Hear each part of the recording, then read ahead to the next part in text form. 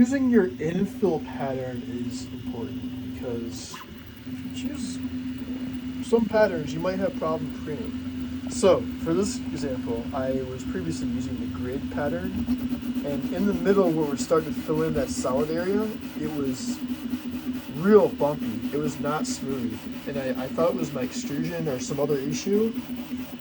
But I think it really was just the pattern I was using. So I was talking to Crucial Support, and here's what they said. They said, grid infill is perhaps not the best for large areas.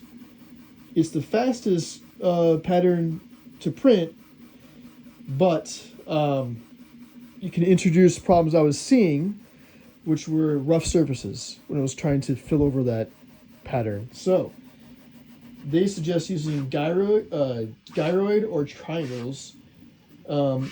And gyroid is not just cool looking, but it also is much better because you can avoid crossing perimeters that have already been printed, which can so it's not just nice; it's more efficient to use gyroid or triangle type of pattern for your infill. So, if you're having printing problems, try a different infill pattern first, such as gyroid or triangles, to see if it improves. Also, if you want your pattern to be smaller and tighter, you just need to increase the infill percentage. And you'll notice that these squares, whatever they are, whatever pattern you're using, will get tighter and smaller.